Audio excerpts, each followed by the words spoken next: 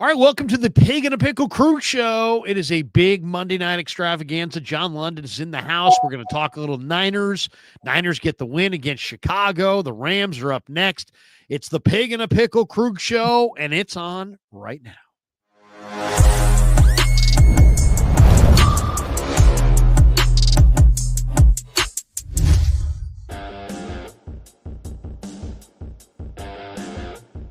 All right, we get it rolling on the Pig and a Pickle Crew Show. Monday night after the Monday Nighter, Cowboys just can't buy a break. 27-20 Bengals get the win.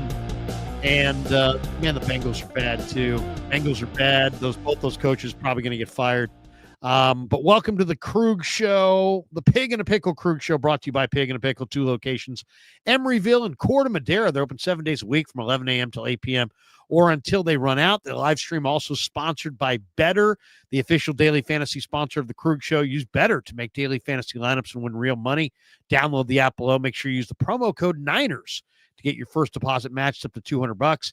And we're also brought to you by Sharp Corners, Sports Cards and Collectibles, 205 Cypress Avenue in Pacific Grove, California, right along the Monterey Peninsula. For all your sports cards and collectible needs, call Anthony Catania. He's at 831-521-5264. John Lund, good to see you, man. How are you? What's going on, man? How are you? I'm doing fantastic. Much better after watching the Niners get a win that they had to have against the Bears. And you know, we titled the stream, "Are the Niners' offensive changes too late to matter?" And why don't we start right there? Because, you know, I'm going to share the screen. Brian Baldinger did a nice little breakdown on George Kittle. And, you know, Kittle has been incredible. I mean, he's absolutely been incredible. I think the Niners ought to utilize him a little bit more than they do, to be completely honest. And, here's Baldy. We'll play Baldy and then we'll react. This is Baldy talking about George, and we'll play this and then we'll. Kittle caught a pass for 7 yards on the first play. Didn't catch a pass the rest of the game. He seemed a little ticked off about it. I said there's 5 different ways to get a tight end a ball. You can run a tight end screen right here, like they do. Pick up a couple blockers. Good job by Moore right there, and let him go 33 yards. All right, you can run that. You can run this, put them in motion right here, and clear out. Clear out with Deebo and Pearsall. Just clear out the zone right here and create a big old hole for George Kittle to run into, and that's just what they do right there. All right, there's the second way. Then you can run this. You can run all your receivers vertical and take Kittle and run the old middle screen. The old middle screen right here opens up, pick up a convoy, and let Kittle just dance through the middle of the defense. All right, then you get an anticipation on 3rd down and 8 of a Mike safety blitz, and let Kittle read it and just sit down and hook up over the middle. All right, pick up 18 yards on 3rd down. And then you can get this right here. Little play action pass right here. Get the linebackers to step up and hit Kittle on the deep over. All right, there's 5. You know what? Let's give him a bonus way. How about on 3rd and 4, if you motion Kittle over and run him on a speed out and pick up 13 yards and a first down. How about 6 ways? How about a half a dozen ways to get the tight end ball? Maybe they should stay with that formula. It looks pretty good. Yeah. There you go. Baldy suggesting that maybe they ought to use Kittle a little bit more. And John, I don't know what, he said after the Buffalo game, Kittle did, that he was open a lot, just didn't get the ball. And then in this game against Chicago, 6 targets, 151 yards. They just need to feature Kittle a whole lot more than they do. He's caught 84% of his targets on the year. What do you make of the 49ers' inability to get George involved? I mean, why is Kittle so underutilized within this offense, you think? Because I think that it's hard, because everybody knows, especially with the guys who have gone down, John Jennings is playing great, and we can get into all the different guys that played so well, but they know, look, the way George Kittle is playing right now, he has an opportunity, and I know everybody talks Travis Kelce, but is the most complete tight end to ever play the game. He's never been a great route runner, but the way we're seeing this with the ball in his hands, he's a tremendous leader. With all these injuries this year, he's playing through a bunch of injuries, and you're down there all the time, He's having a tremendous year. They got to get him the ball more, but 6 for 151 on the 6 targets. He is carrying the team on his back. I know that Jennings had a great game too, but this is as good as George Kittle's played. What do you think?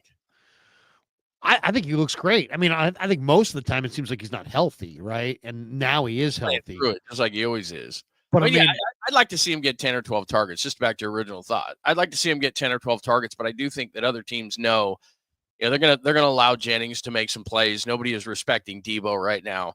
That they look at George and they say, this guy is the heartbeat of this team right now. With all the injuries that George has had, I think that everybody thinks defensively that he's the heartbeat of this team. And I think he's playing as good as he has ever played. And I think that he's trying to carry this team on his back as far as they could potentially go, which isn't far. I understand that. But, man, the way he's playing, the way he's always blocked, he's the best tight end in the game right now. And he's 30-plus years old, and he seems to be getting better because of the way he takes care of himself. I just look at Kittle and I think, man, if you told me at the beginning of the year you weren't going to have CMC, Ayuk wasn't going to be what he was going to be, and then he was going to get hurt, Deebo was going to regress, I would have thought, oh man, Kittle is going to, and Kittle's going to stay healthy. Right. And I would have thought Kittle would have had a monster year. Listen to these stats. Travis Kelce, 2 touchdowns. George Kittle, 8 touchdowns. Travis Kelce, 107 targets, 80 receptions. George Kittle, 67 targets, 56 receptions. Kittle has 40 fewer targets than Travis Kelce in a year where Ayuk's been hurt for weeks. CMC didn't play most of the year. I got to say, I think that's an underutilization of Kittle. I mean, I think, I understand Kelce's not really the blocker that Kittle is. Kittle's a good blocker. Find a new good blocker. He shouldn't have 40 less receptions than Travis Kelce. I think they're leaving some meat on the bone. I think they really need to feature this guy. They featured him this weekend, and look what happened. I'd like to see them feature him a little bit more down the stretch than they have. Well, just don't you think that's kind of an egregious stat that he's got 40 fewer targets? Well, especially when they get comped. Kelce gets comped with him, and Kelce doesn't block, and especially at this age, 35 for Kelce, he doesn't block at all. He's a glorified receiver. He's only had one, and I'm talking Kittle, only one double-digit target game this year. It was against Arizona on the 6th of October. That's so long ago. I had a job. I mean, he's got 12 targets in that game, caught 8. But other than that, like you said, just to your point, 6, 7, 7, 4 against Tampa Bay, 4 targets against Tampa Bay, 6 against Green Bay, 2 against Buffalo, in which he had a catch for 7, and then he caught all 6 passes for 151. So, especially the way that the season is going, George Kittle should be a double-digit target guy every single time, because this as well as I do. What the league is about is it's about mismatches. And so what you're trying to do is you're trying to create mismatches all the time. Jennings is open because of his physicality. Deebo Samuel, we can get into. I don't know what the hell's wrong with him. And, George Kittle is just like I said. I think he carried the offense on his back, even though Jennings had a good game. Guerendo had a good game. Brock had a nice game. George Kittle is just like, we're not going to lose. This is as good as football when he's in it and when they are targeting him. And like I said, instead of 6, he should have had 10 or 12. But he's just willing this team to whatever they can get to, which at this point, and I know we're going to go over it, but it's probably not going to go too far. But, man, he's playing some great football. Oh, he really is. I mean, and to me, he's underutilized. That's the first thing that kind of watching this last game, I'm like, man, God, they got to use this guy more. And he said he was open against Buffalo and he just didn't get the ball. The other guy coming out of this game that you got to talk about is Isaac Guerendo. Oh my God. First start in the NFL. Only the second start of his career since high school. And he just absolutely was fantastic. Guerendo's really exciting. Let's hear Baldy's breakdown on Guerendo. This is pretty good too. And then we'll react. This is Brian Baldinger talking about Isaac Guerendo, number 31, your newest 49er running back. So Isaac Guerendo gets his first NFL start, and he put on a show on Sunday. Vision, cutting ability, power, you name it. You want to see, this is Pooney power. Dominic Pooney's going to pull. It ain't pretty. It's just, just trying to find somewhere. But here's Tremaine Edmonds right in the hole. Bam, put the helmet down, spin on contact, score your first touchdown. And then, how many times have we seen Christian McCaffrey the last 3 years run this route? This exact same route on third down, right here. Like he takes us over the middle and doesn't hook it up because there's space there. And he goes for 23 yards. All right, his best game as a pro. And then he had the explosive runs. Man coverage, right? There's Deebo. There's Kyler Gordon right here. All right, so little underneath handoff right here. Juwan Jennings being covered by Jalen Johnson. But right here, this is the moment of truth. There's Kevin Byard right there. Coming down with leverage. Watch the speed of Guerendo. Turn the corner on him. He misjudged the angle because of the speed of Guerendo. All right, Kevin Byard been in this business a long time. And then you get the matchups right here. Right here, you get this shift, and you're going to get Guerendo matched up with Jack Sanborn. Right in the sun. I put a little sunblock on right there to catch that one. Goes right by the linebacker. Then you get this. Watch him. Watch the patience he has to let Juice clear here, to go make his seal block. Little patience. All right. Here comes Conley with a great block on Edmonds. Deebo with the block. Touchdown. All right. 2 touchdowns on the day. Like here it is. 3 double teams at the point. All right. McKivitz played great. All right. You get Pooney, double teams right here. Burford came in and played really well. Bam. Punishing runs. 128 total yards, 17 touches and 2 touchdowns. I know McCaffrey is great. I know Jordan Mason has been great, but that kid came to play. Yeah. Unbelievable performance from Guerendo. What did you think of Guerendo? He now has the foot. He's got the foot sprain. So it's going to be a game time decision Thursday night, whether or not he can go against the Rams. But John, when you watch Guerendo, the first thing that jumps out to me is this guy's got difference-making speed, and they should have utilized it earlier. They shouldn't have waited for the other 2 running backs to freaking die before this guy got a shot. And, it's December 9th. Yeah. I mean, my God, this guy's got 4.3 speed. He's 220 pounds. You just saw a veteran safety there, Kevin Byard, take a horrendous angle because nobody expects anybody this size to run that fast, and the Niners have barely used him at all. There's a few different things here. It's just who Kyle is, and Kyle is a good coach who has had a bad year, but he loves himself some Christian McCaffrey, and he won't give Mason a chance. He won't give Guerendo a chance. He just won't do it.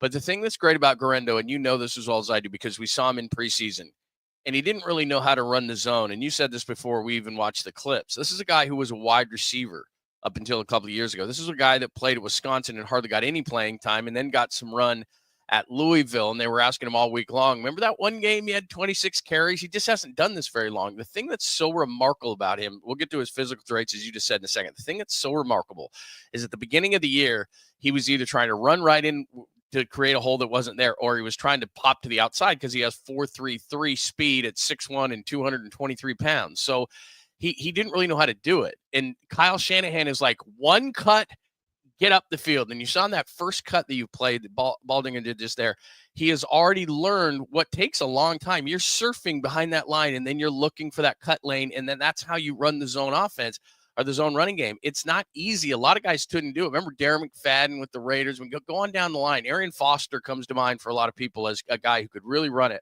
but not everybody can run it. And this guy has figured it out in this much of a season, and now he's a threat. Like I said, the fact they were showing the route that he run, they show him the linebacker Sanborn. He was a receiver. So now Brock has it in his head that unlike with Mason, for some reason, he's going to throw him the ball so he can catch it. He can run it. We know he's got the speed. You just talked about the power. This season, I hope they beat the Rams and everything. But if you look at the projection, I don't think they're getting in the playoffs. But what's happening with the national media is they're putting the Niners in this box that they're dead. Well, if next year McCaffrey comes back and you have Mason and then you see what Guerendo can do and you got to find a way to get him on the field. If Ayuk is healthy, Deebo's going to be gone. George Kittle's playing the way he's playing. Juwan Jennings looks like a number one receiver. These guys have weapons. And now it's incumbent upon Kyle to get somebody in the building that's that just says to Kyle, love you. You're a great offensive coordinator, but Kyle, let's start thinking different. You got 3 running backs here, and you got Christian McCaffrey getting a little bit older year by year. You got to find a place for Guerendo. You got to find a place for a guy who's figured out a zone running scheme, and he's just going to get better and better, who's 233 pounds and runs a 4.3. You got to find a way. And you got to find a way for a north and south runner like Mason who punishes the defense. You got to find a way. I don't care if McCaffrey's running in the slot. Use that creativeness, smoke a joint, and get real creative and out of the box thinking and get all this talent on the field. It shouldn't, as you started out with, and I don't want to make Guerendo into a negative because he's a positive, but what you just said there, find a way to get these guys on the field. Christian McCaffrey isn't the only guy who can run the ball, and I want Christian McCaffrey, who just signed a brand new contract, to get the most out of what he's got left. I'm not saying he's done, but Guerendo is too much of a talent to use when you're out of the playoffs. Essentially, he's your third string running back, and you say, let's just throw him in there and see what he can do. He just proved it. He had the big run in Seattle. Like you've seen these flashes, but in a game like this where he's the main running guy and he can catch the ball too, and he's showing it outside and inside and finding the holes and being able to surf and all these kind of things, you got to find a place for a guy like that. You absolutely have to. He's, it's funny. Early in the year, I said, man, this guy's really not a running back. This guy right here, Steve-O's like, Larry wants to use the fullback now. Think about that. Because I said he doesn't really have running back pick and slide ability. He doesn't have that kind of. He's kind of straight upward, He kind of like an Eric Dickerson kind of guy where there's a lot of zone to hit. Even though he's 6'1", he almost runs like he's 6'3" or 6'4". He's athletic. He does run upright, but he's fast. I mean, the speed is really unbelievable. And every time he gets the ball, you're thinking to yourself, if he finds a crack, on the 30-yard run that he had, but when you look at him and you say, if he finds a crack, you're just not going to catch him. No. I mean, seriously, this guy will not be caught from behind. And I'll give him credit too. This guy learns. Like, he's got very little experience. So Kyle said it about a month ago. He's like, every carry that he takes, he learns and he doesn't make the same mistake twice. So, he's looked incredibly raw at times. He's run up the back of his offensive line. He's fumbled. He looks like a guy who's better in open spaces. He probably is going to be better in open spaces, but man, he was good yesterday. And if they could just utilize this guy, I mean, what really stood out to me, John, was that he's not a good receiver. This guy's a really natural receiver. Yeah. He really catches the ball very naturally. So that means he's going to be able to catch it outside of his frame and make difficult catches, and all the more reason to utilize him. Now, one of the things that was real apparent is that this guy can get to the edge pretty much at will, something that Deebo Samuel used to be able to do and can no longer do. Deebo had 5 targets against Buffalo. He had 3 against Chicago. He had 2 receptions for 22 yards against the Bears this weekend. And then today he tweeted out, not struggling at all, just not getting the ball. He's averaging 2.5 yards per carry on running plays for the season. So what he did in this game is exactly what he did for the bulk of the season, which is 2.5 yards per carry. He's clearly lost a step. He's got build-up speed, so you can use him as a return man, but he doesn't have that first or second step quickness, no agility like he used to have. If it was me, John, I would use Deebo more as a returner, kick returner, punt returner, and start to use Cowing, who I think is atrocious as a punt returner. Use him from scrimmage a little bit more because he seems so uncertain of himself as a return man. So that's what I'd use. That's what I would do for the rest of this year. Deebo's your special teamer and maybe a couple select plays. Cowing, I'm using from scrimmage down the field, throwing it to him. But John, what do you do? What do you do with Deebo? What should the Niners do with him? How would you utilize him?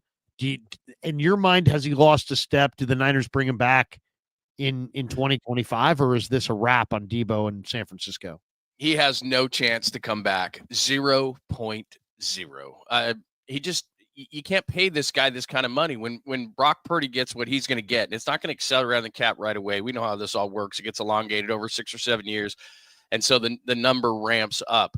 But Deebo's making over $23 million. And if you look at the roster and who they're going to lose next year, if I told you the receiver core was Jawan Jennings, who looks like a 1, and Brandon Ayuk comes back, and Ricky Pearsall you drafted in the first round, so he's going to be your slot guy. Or he can play outside and Juwan could be in the slot, whatever you want to do. And you still got Kittle. And then we just talked about the stable of running backs.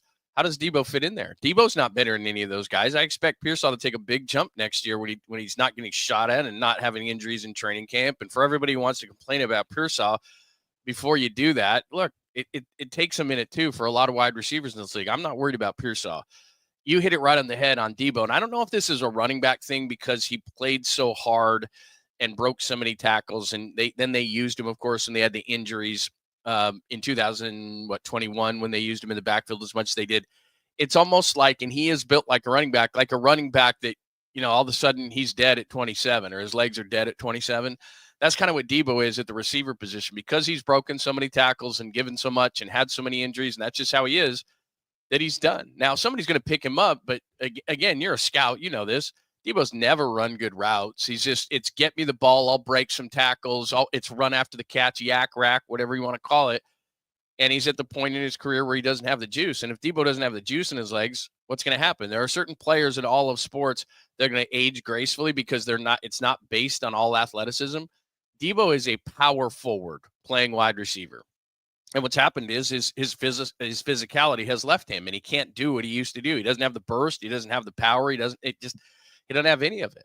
So if Deebo was back next year, I would be absolutely positively shocked. And I give him a ton of credit because he knows, and he knew at the beginning of the season, once they signed Ayuk, that this type of team was not going to put all those resources into the receiver position, but Deebo's making it easy. And then for him to come out and say, I'm not getting the ball, dude, Brock Purdy's not playing favorites here, man. And Brandon Ayuk ain't around, and Ricky Pearsall isn't overly effective. He had to go to Jennings. He had to go to Guerendo. He had to go to Kittle because those were the guys that were open. Brock Purdy's not back there going, I can't get it to Deebo. Deebo, dude, you ain't open, man. Started with Kansas City in the Super Bowl where they just locked you down, and it's been all season long. And it's not like they're putting the best corner on you, Deebo. He's not open. He's not available. I mean, more than he's getting the ball, I'll give him that. But Deebo Samuel is not the dynamic player and hasn't been all season long, at least to me. No, I mean, he can't get to the edge. I mean, can't at all. Those run plays that used to go for like 20 yards are going for 2 yards, and sometimes they're going for negative yards. Put some of that on Kyle too, and I love Kyle, and I'm not advocating in any way, shape, or form that he gets fired. I think it's stupid and hilarious. And you were in the press conference getting traded to Chicago. Florio's such a jackass. He has no insight into this organization, so he makes stuff up. Like, I'm sure he has contacts all over the league. He doesn't hear. And so from Brady to Rodgers to this to that, he's always wrong when it comes to the 49ers. And this was just a pie in the sky, throw it against the wall, get some clicks kind of a thing. And then Cowherd picked it up, and then it had a life of its own. And Kyle had to say, no, I'm not going anywhere. But back to Deebo. Look, I like the way that Deebo's handled all this kind of stuff, but he's just not what he was. And the organization's going to have to move on from him. And you brought up a great point. I don't know if they'd have the guts to do it, but Deebo's a net negative on the field right now. And his best asset, you're right, he had a couple of returns. One was called back a few games ago. He's a really good kick returner. And really the 49ers need that. So it's like, hey, by the way, you just said you're not getting looks. We got news for you. You're not going to get any looks from the bench, Ben. We're going to use you on special teams.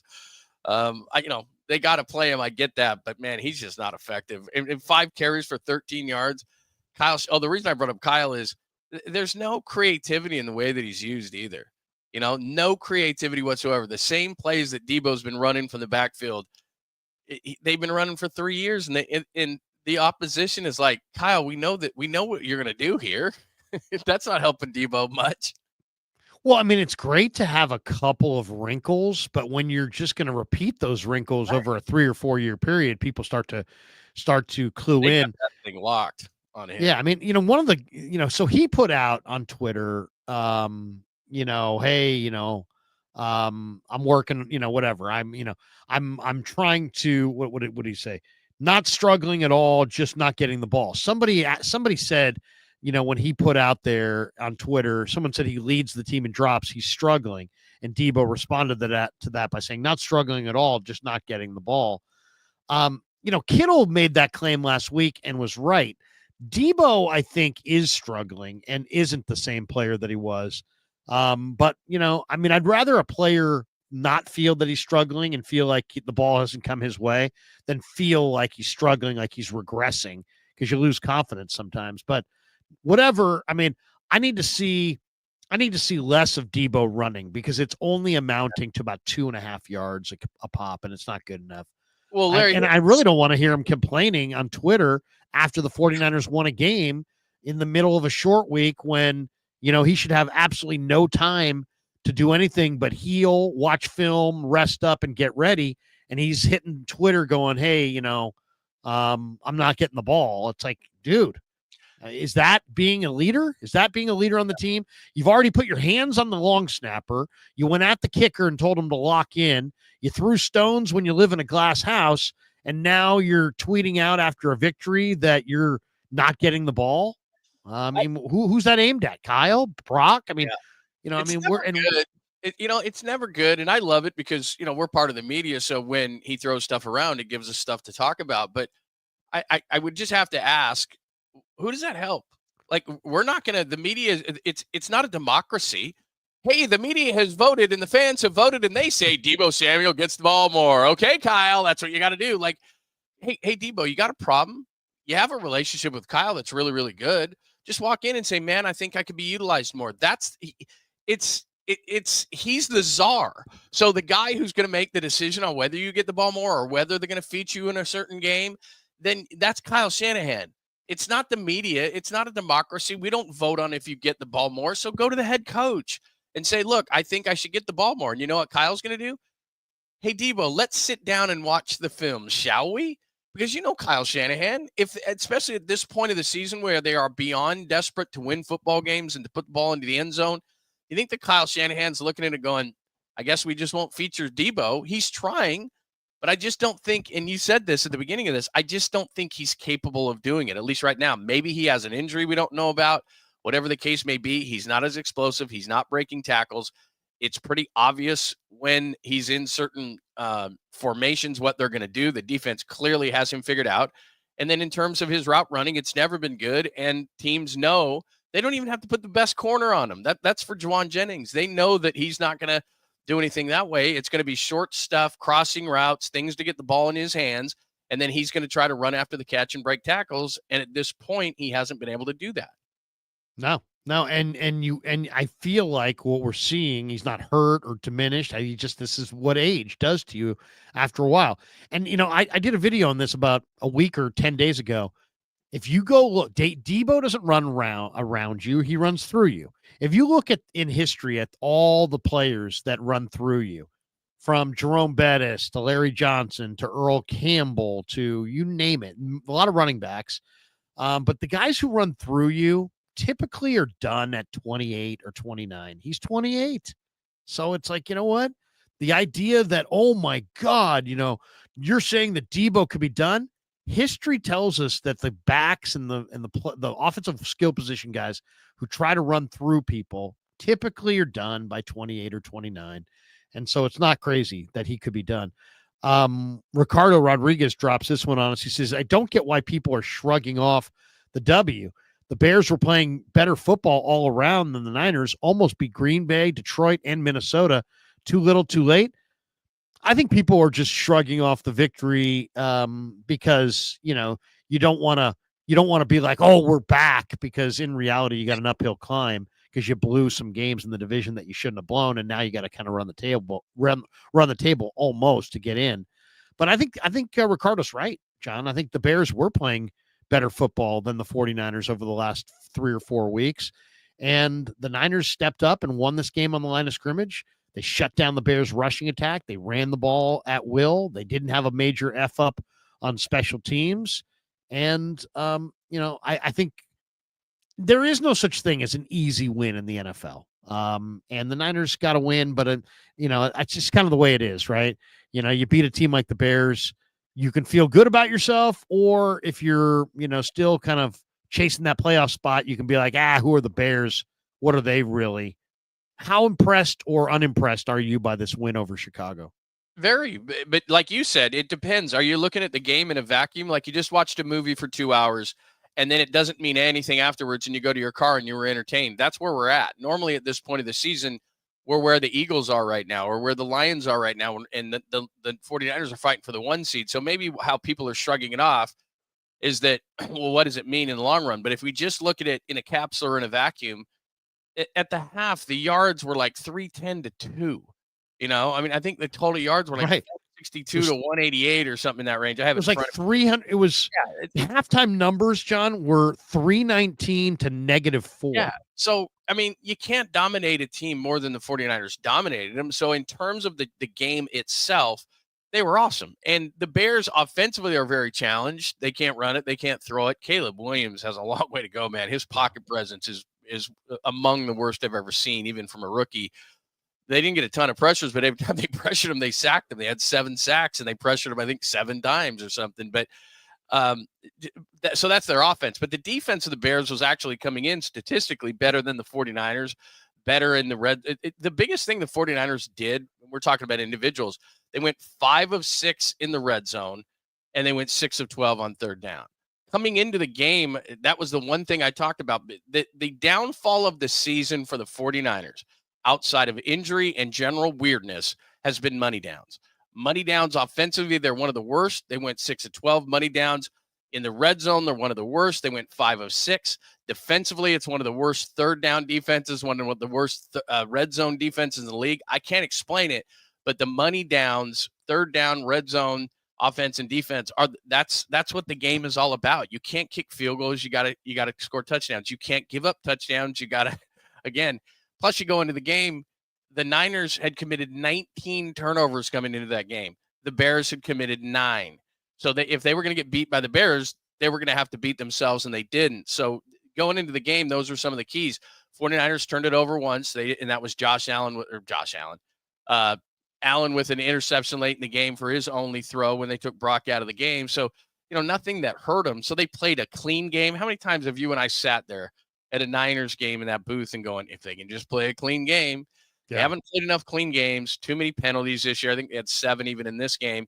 And then red zone offense and defense, third down offense and defense have really been, outside of the injuries, the major factor. They were number 1 in red zone offense last year. They've always been good red zone defensive wise, but it's just been letting them down this year. And a lot of it is due to injuries, but we can't sit here, you and I, and talk about that every single moment of every single day. Real Takes is Larry. No slight on your other guests, but I'm a sports talk connoisseur. John Lund is your best yet. John's a pro. John's a pro. Yeah. There's a lot of people who do this that are amateurs. And when you take a pro who's been doing this for 20, 25 years and put them on a YouTube show, there's people that start tuning in going, whoa, this guy's really good. High. Me and Krueg have chemistry, man. Me and Krueg, if people don't know this, we did pre and post game together for the 49ers for like 8 years. We lived across the street from each other. Yeah. We've known each other forever. And if we're not talking on this channel, you and I run into each other and talk for a half hour on anything. So sure. There's chemistry like there is in any relationship, or lack thereof, as my first ex-wife can tell you. Chemistry is, you can't fake it. You just can't fake it. And we've known each other for a long time and had tons of these conversations on and off the air. But but not everybody can analyze, and not everybody can string together sentences, and you're really good at it. So people are noticing, and I'm glad that they are. And welcome to the Krueg Show. Of course, we're brought to you by Better. Better is the sponsor of today's show. They're the live stream sponsored by Better, the official daily fantasy sponsor of the Krueg Show. Use Better to make daily fantasy lineups and win real money.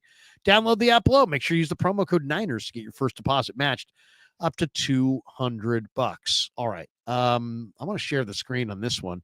This was the scene in the locker room in LA yesterday after the Rams pulled the unbelievable Week 14 upset, beating the Buffalo Bills. And here's McVay and then Stafford, and then we'll talk a little Niners Rams. This is the Rams locker room at SoFi. All right, but hey, let's not ever take this for granted. All right, guy that led the way consistently, getting to a 0 check when we had to be able to have it. Baller, give it up for Matt. Let's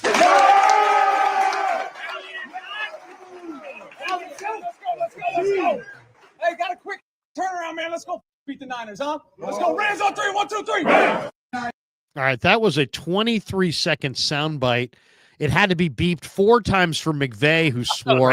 Times. It had to be beeped twice for Stafford. In 23 seconds, these two guys swore 6 times. That's pretty funny. Let's go beat the effing Niners. And that is classic. Motivator. But this is a massive game. They're in the playoffs already. I don't think they're going to get there just because the schedule is so demanding. And I give it up to Seattle being 8-5 at this point. I didn't think with that young staff up there they would do what they're doing. But it's just they got to go to Miami, which is a long trip. They got to go to Detroit, or they got Detroit at home, which they're going to be licking their chops. And I think it's going to be tough down the stretch. But to just play what you just played right there on Stafford, I think they're cocky. I think they're confident, even cocky after that win over the Bills. And if it's the regular season, the 49ers beat them. So I got a lot of respect for the Rams, and I think they've done a tremendous job in the way that they've drafted over the last 2 years. Verse is a stud. Kyron Williams, some of the young talent. The young boys up front, that kind of stuff. You lose Aaron Donald, they almost don't miss a beat. They've done a really good job. You got to give them a ton of credit. They had a lot of injuries, especially on the offensive line early in the season. They've come together. They've played well. Even Kupp and Puka have been injured. So, I give them credit for what they are. But during the regular season, they still, for some reason, can't get over that hurdle, even though they've tried to be that physical offensive line. They learned from the 49ers. Punch in the face. What have the Rams done? And this is what the Niners have to do in the offseason. What have the Rams done in the last 2 seasons to try to catch the 49ers? They've fortified their offensive line through the draft and free agent signings, and they fortified their defensive line, drafted a bunch of young guys despite losing Aaron Donald, and now they're a physical type of team like the 49ers, and the 49ers need to get back to that. But in terms of Thursday night, you ain't winning here, Matt Stafford. You ain't winning here. And it's funny. Kyle McKiernan, who's a regular, says, you think John Lund is good now? Wait till the stripper voice comes out, or the story of him and Larry talking about Balky in the elevator. It's one of the best stories all time. It's just me, you, and Trent. Was it just me? It was just us 3, right? Yeah, we got in the elevator with Trent. The Niners were getting destroyed by the Jets, I think. Yeah, it was so bad. And my natural inclination when I see anybody that I haven't seen or I know casually is to say, hey, what's going on? How you doing? That's what I did. I looked at him. I'm like, hey, what's going on, Trent? How you doing? And then he just looked down at his shoes and started shaking his head. And after about a floor or two, I said, you don't have to answer that. It was so good. And it was just the 3 of us in there. And I'm doing because they had just gotten their ass handed to them. For like the 7th time in a row or something. I can. I'm doing one of these. It's 8 floors, by the way. We're going down 8 floors. 8 floors. And it's not like it's the Sears Tower. I mean, this thing is taking its sweet little old time. And it was worse than holding in a fart. I mean, I'm just like, I'm bursting laughing. And it was unbelievable. You're like, you just did it. And you had such great comedic timing with it. He looked down, you waited a second, you go, you don't have to answer. You don't have to answer that. It was just, and the culmination of it was, and I don't know if we ever get to this part of the story, was that we're just ripping Trent all the time, and everybody's got a Trent story, right? All that kind of. Yeah, there you go. You got a much better one than I do. And I think that was the season in which they had Aaron Lynch come in at 300 pounds trying to play linebacker and all this stuff, and Gerald Hodges and all this stuff. And so you asked him first day of training camp. We were both standing there doing a tag team interview. Hot as hell. Yeah. I really like our linebackers. It's like, get the hell out of here. You do not. No one does. And yeah, it's another shitty year. They're getting smoked. And all of a sudden, that was just near the end of it. And it was just the whole culmination just coming to a head in that elevator was just epic. Just epic. So you know, Lowry, you know what, Lowry? I think Gerald Hodges is a player. All right, great, Trent. Gerald Hodges was like 210 pounds trying to be a linebacker. Aaron Lynch is 310 pounds because his wife had a baby and he was emulating her. I mean, it was just that was the story. Aaron Lynch, who should have been 245 pounds, was 290. Because he decided he was just going to eat his way out of the league. And I think this was before Warner was drafted, it was because Warner was drafted by this administration. So, I mean, it was just, and then we're just standing. It was just so fun. I'm sorry to go off on a tangent, but it was good stuff. Good stuff. And Trent Baalke is a hell of a guy. Oh. And then of course Trent stole the scene from Sonny Weaver from Draft Day. where Sonny Weaver wrote down Vontae Mack no matter what and put it on a piece of paper. Trent supposedly wrote A.J. Jenkins' name Oh, the in an receiver. envelope and put it. I mean, talk Yeah. about a disappointing envelope. A.J. Jenkins, no matter what. Oh, that was so bad. Let's I scratch don't. it. He's got it. Can't catch a cold. No, The he's first got that. round. I don't know how he does it, but everybody says he's going to survive in Jacksonville. I just can't see it. I mean, he hired all those guys. He drafted all those guys. Like, that's a Trent Baalke production in Jacksonville. Trayvon Walker over Aiden Hutchinson. Thank you, Trent Baalke. Kidding me? Like, that was just based purely on potential. The kid out of Georgia, now in Jacksonville, he'll show some flashes, but are you kidding? I mean, it's like they're saying that they're going to replace Doug Peterson, and Baalke's still going to survive. I'm like, he's the cockroach that Tony Montana was talking about. It's like, how is this guy surviving? He was terrible. Remember how weird it was when he left, when it was that final game, and I forgot who they're playing, and Trent got fired before the game. We're talking about it, you and I, in the pregame, and he's up in the booth with Ted and Tim, like, this guy got fired. Go home. Seriously, dude. Seriously, somebody take that guy's key card. Took your card, man. Yeah, he you know, that guy. You know, he's got something's going on. He's got something on Shad Khan. Otherwise, he's got to have something. Okay, let's talk about the Rams for a second. The Rams beat Buffalo 44-42. John, Josh Allen was incredible in this game. We have him on our fantasy team, so I was happy. He had 3 rushing touchdowns. He had 3 passing touchdowns. He threw for 342 yards. But the Bills, outside of that, couldn't run at all. James Cook had 6 carries for 20 yards, 3 a carry. And there was no pass rush at all on Matthew Stafford. That he wasn't sacked, he wasn't hit, and he just sat back there and he threw 12 completions to Puka, 5 to Cooper Kupp. So 17 for 250 plus yards and 2 touchdowns to just Puka and Kupp. Bad news for Niner fans is when the Niners lost to the Rams earlier this year, there was no Puka or Cooper Kupp. So now you got Stafford coming into this game Thursday night, and he's feeling good. And I talked about this earlier today, but if you don't hit Matthew Stafford like the Bills didn't hit Matthew Stafford, he is going to beat you. And if the Niners don't sack Matthew Stafford, and if he doesn't feel the presence of the Niner defensive line Thursday night, I don't care if the game's in Santa Clara or not. The Niners will get carved up like a Thanksgiving turkey by Stafford and these receivers if Stafford doesn't feel that pressure and go down a few times. What do you expect Thursday night's going to look like, Niners Rams? Are the Rams going to come here and put up 40 and blow their doors off and say goodnight, enjoy your off season and the final month of the regular season before you get there? Or are the Niners going to be like, no, we're the more physical team. We're the team, that went to the Super Bowl last year, and we're going to slap you around. What are we going to see Thursday? Well, normally you'd say, because of just recent history with the NFC Championship game notwithstanding, that the 49ers are going to win. They match up well against the Rams. But as we just pointed out early in the season, and this is why that loss hurt. I mean, at the end of the season, you and I and everybody else who covers the 49ers are going to talk about this game and obviously the Arizona game. But as you point out, the injuries that they had before, they have cut back, they have Nakua.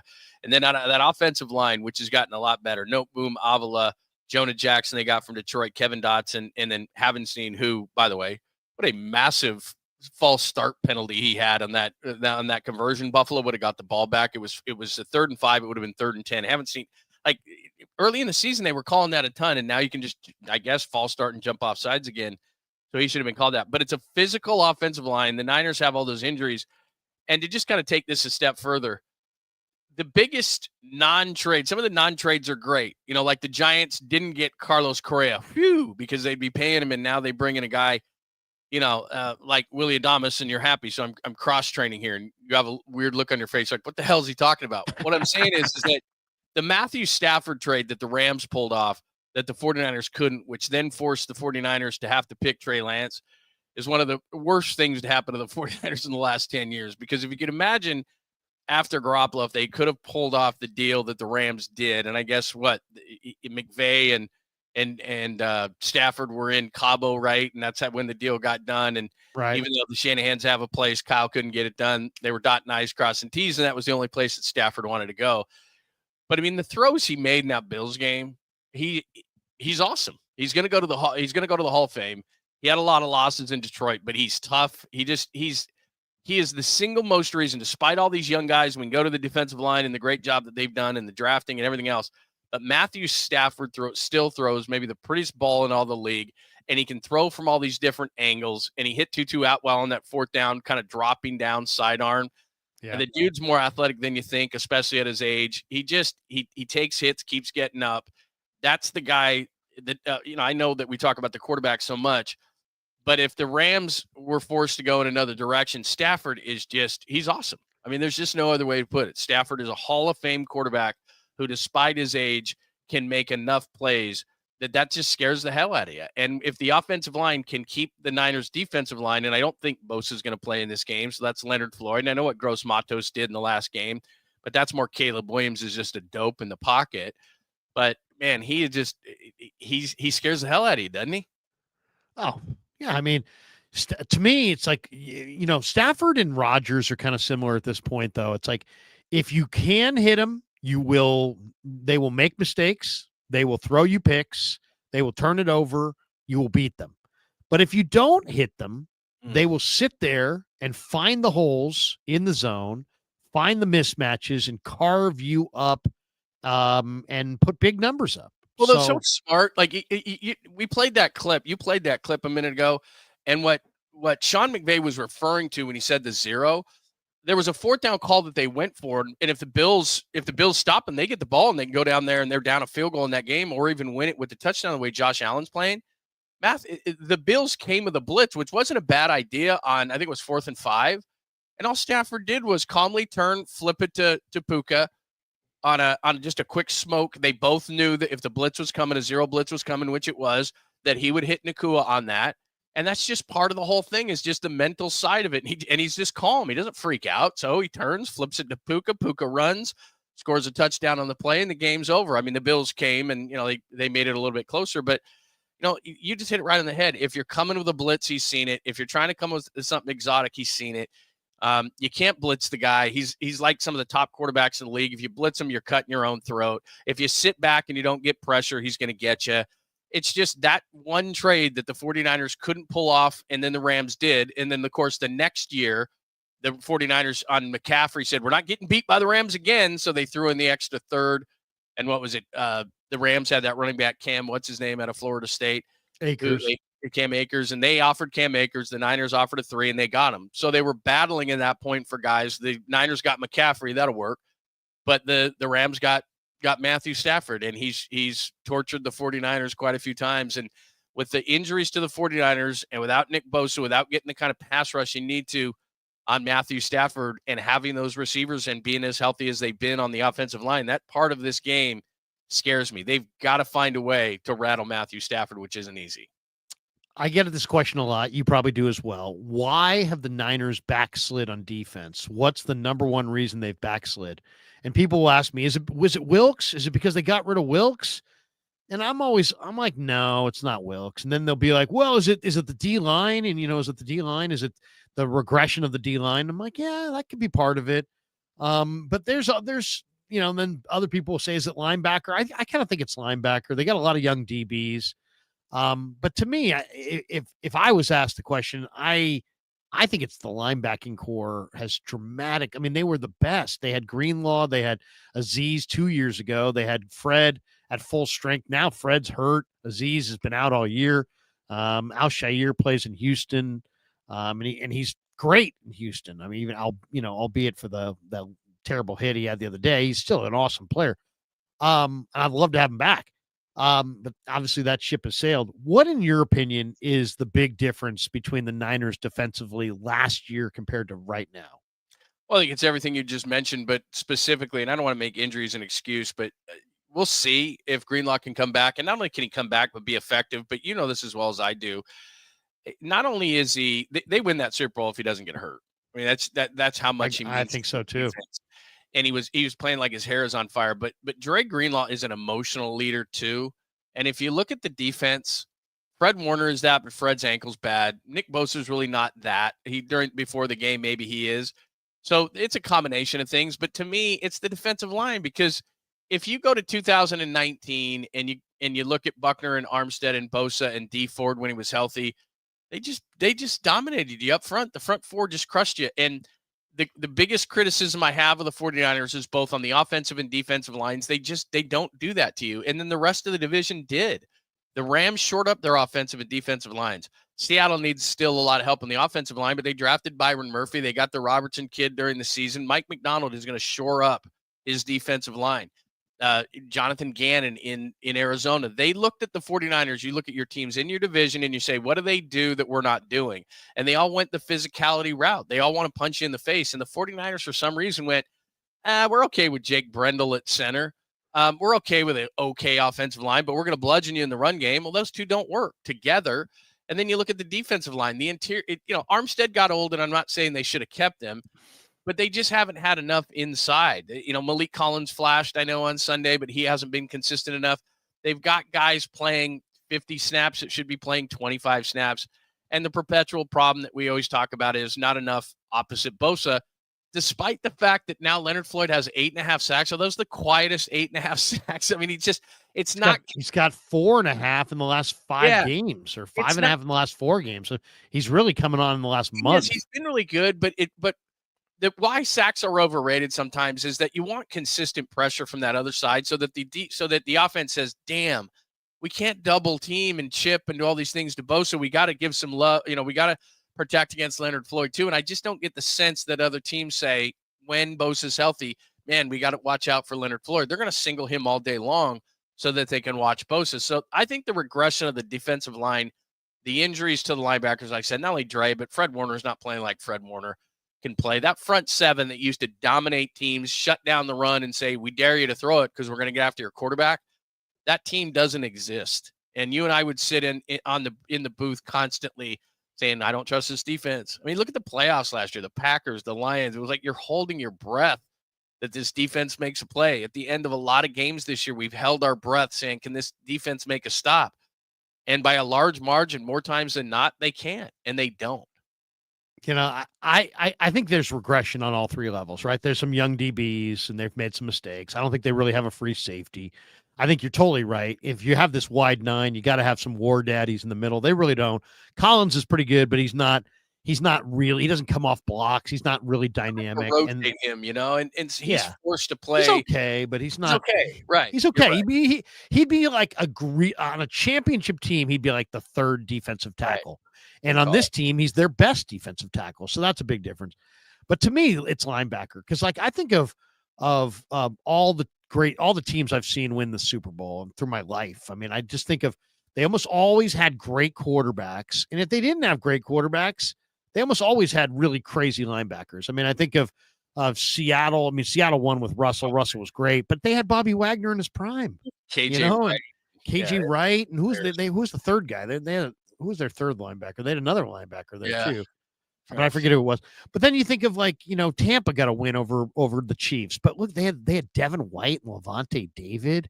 And you think of the Niners, they've gotten close. They got close with Harbaugh. They had Willis and Bowman. They got close with Shanahan. They had, they had Jimmy G, but they had Greenlaw and Aziz and Fred. So it's like, you better either have a great quarterback or you better have great linebackers. I bring this up because Baldy did this video today that I'm one of my favorite guys. I love this guy in the draft last year, and he went to Seattle. And John Schneider I think John Schneider is a really, really underrated guy. His name's Therese Knight. He played at UTEP. Yeah. So now Seattle starts the year, and they're just horseshit, right? Defensively. They got Terrell Dodson and Jerome Baker.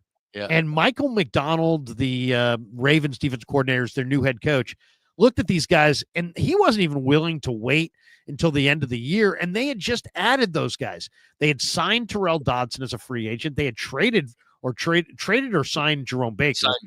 From Miami. Yeah, and so they McDonald was like, get these guys the hell out of here. So they trade Baker for Ernest Jones IV, the former Ram who went to Tennessee. What a steal. What a steal that was. So they bring in Ernest Jones the fourth. Then they cut Terrell Dodson 2 weeks ago before the Niner game. He was literally the leading tackler on their team, but McDonald's like, he's terrible, get rid of him. They get rid of him, and they promote this kid out of UTEP, Tyrese Knight. Love this kid in the draft. And since that point, this has totally changed their defense. They now have Ernest Jones the fourth and Tyrese Knight. They're no longer a joke against the run. Here's Baldy talking Tyrese, and then we'll talk a little bit about this.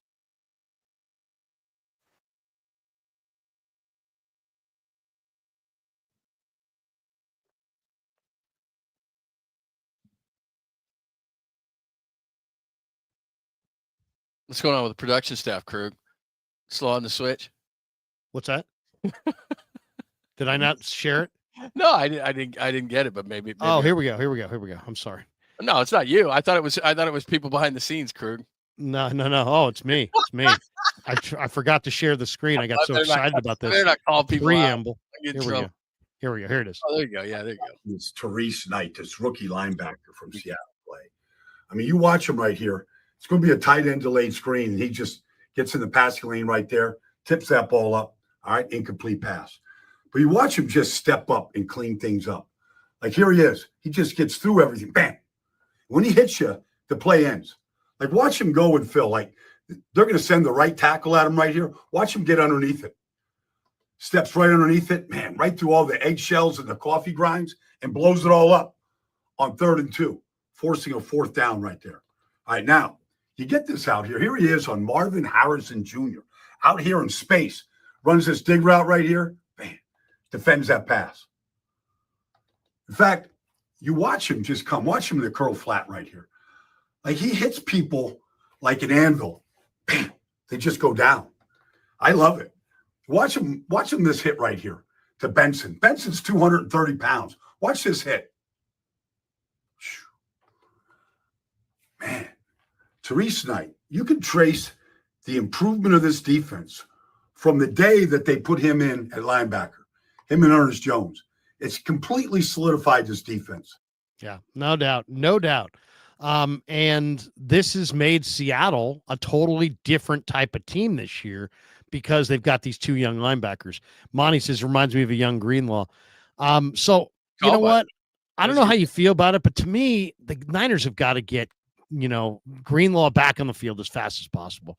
They also have got to see if they can get Jalen Graham on the field and D. Winters on the field. Winters was flying around in this game. He made several big hits. Early.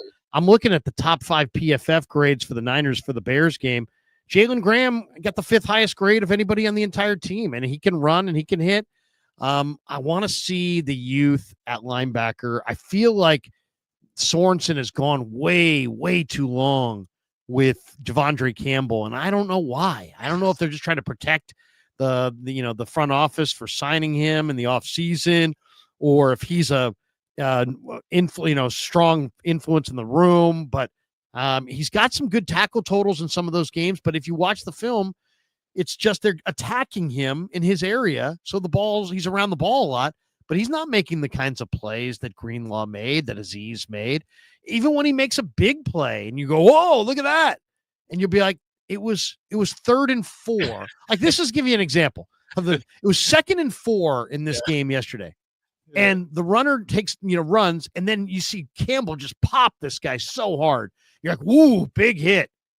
But then it was a 6-yard gain on 2nd and 4, and it's a 1st down. So it's like, yeah, great, Campbell, you smoked the guy, but that was 2 yards after he got the 1st down.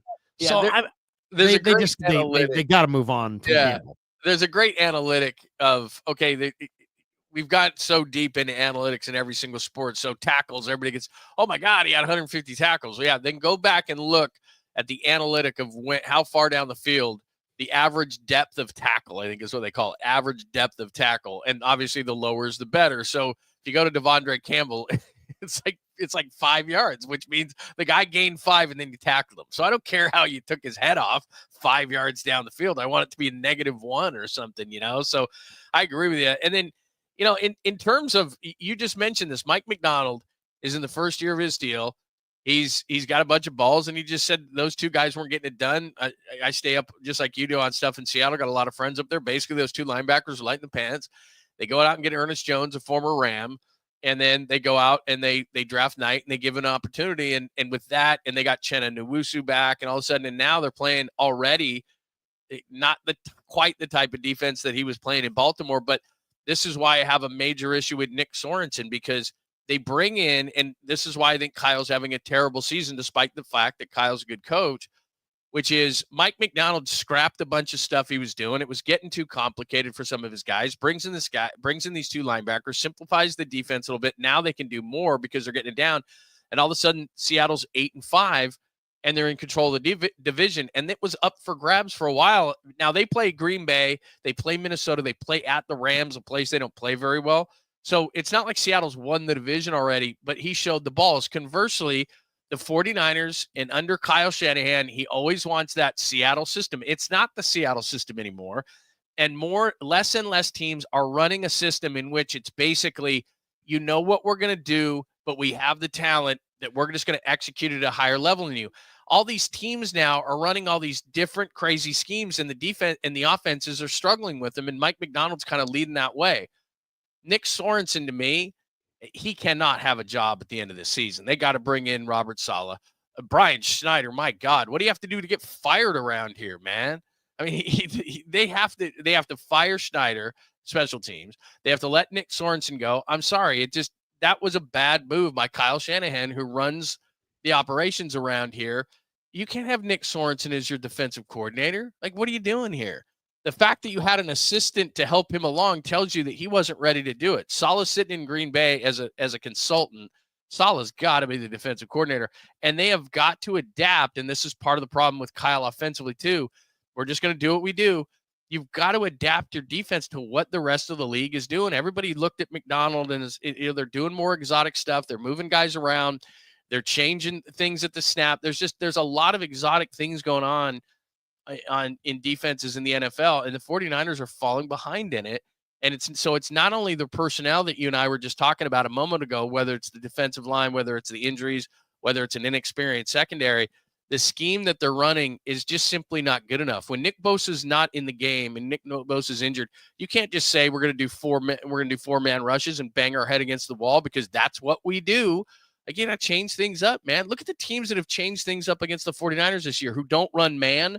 But because a guy like Deebo can't get off man coverage, they say they're going to run more man than they've normally run. You've got to do that in the league now. You can't just sit back and say, this is what we do. It's part of the reason why the 49ers, and I know there's injuries, but it's part of the reason that they've failed in the fashion that they have defensively. Who are the best teams in the NFL? Kansas City, right? Kansas City is the best team in the NFL right now. They're the defending champion. Their defense coordinator is Steve Spagnuolo. They go with a 3-4. That's Exhibit A. What's that?